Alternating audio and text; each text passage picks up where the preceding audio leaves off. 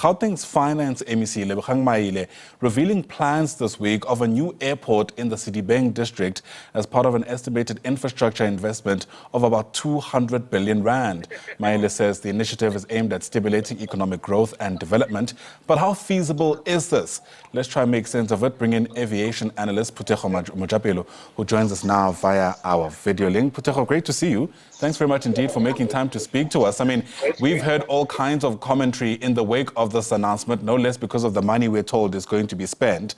As a start, what kind of feasibility study should be going into seeing whether or not we even need an airport in a place like Sedibeng?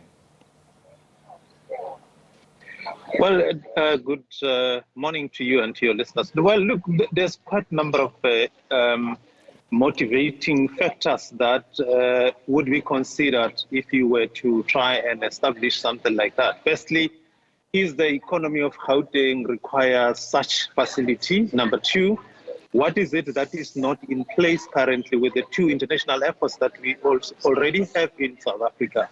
Are they do they have enough business that they are not able to cope with to force the government or even private sector for that matter, if say, for example, private sector would want to have something like that? What is inefficiencies that are there in those that we currently have? If there's no inefficiencies, why motivating to have something like that? I do not believe in my lifetime that Gauteng do need another airport. I think what we have currently is more than sufficient. You know, of course, people will point at the money that's associated with this. I mean, 200 billion rand, or is it million rand, that's been flaunted? No, it's with a B. 200 billion rand is being flouted around. But in his defense, Maile says that the provincial government will make a minimum contribution. I'm not quite sure what that is. And the rest will come from the private sector. Do we have arrangements like this that spring to mind for you as we try to figure out whether or not this would work? Look, this will not work. Let me just categorically say this. This will never work. There was no feasibility study that was conducted into planning around this thing. And I think it's just the politicians. The politicians are quite good in throwing figures around and enticing people with things that will not work. This will not fly. I, for myself, I'm saying it, and again, we will come back to this again one of these good days and say why I'm saying it's not going to fly. Firstly, let's take a look at Lanseria Airport. Lanseria Airport, at the moment, it doesn't have operators that are operating from there. They are struggling to find business. There's only one airline that is dominating there, and other airlines are not interested to operate from there.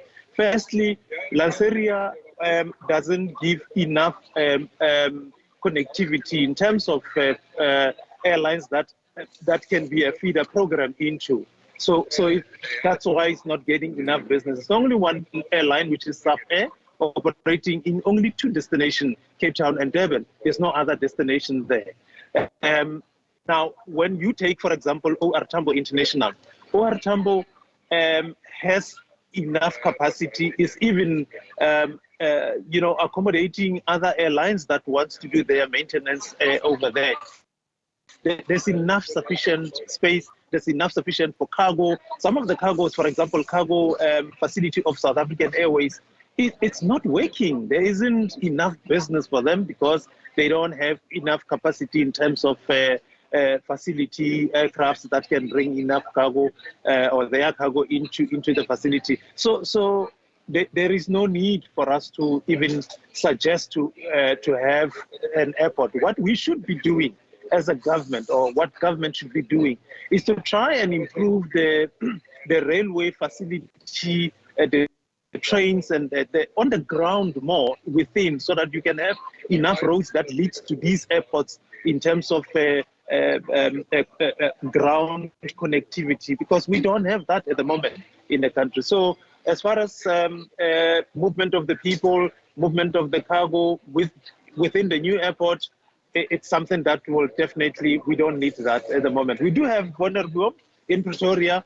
They can go and improve Wonergoom. I think it can at least, have something for other people that are based in Pretoria. Yep. I know for the fact, City of Tshwane, during the time of Sputla Ramokgopa, they did try to have an airline that goes to Cape Town.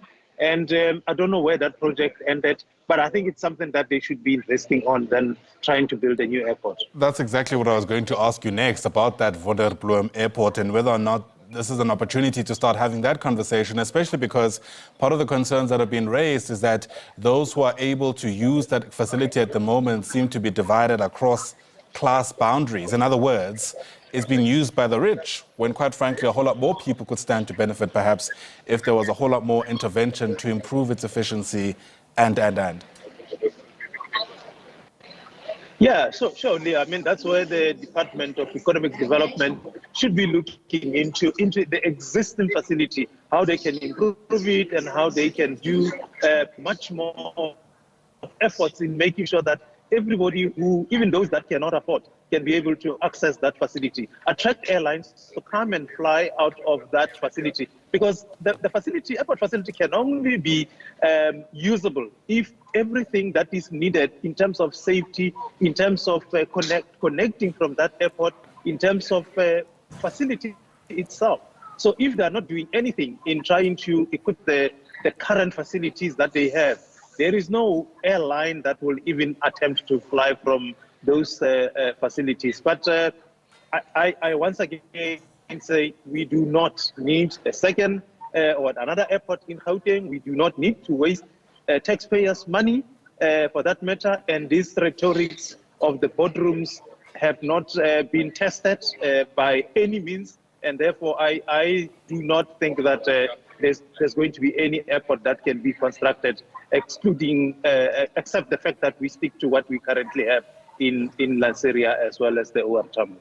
All right, it's an interesting take. Aviation Analyst Phuthego Mojapele, thanks very much indeed for speaking to us. Really do appreciate the time.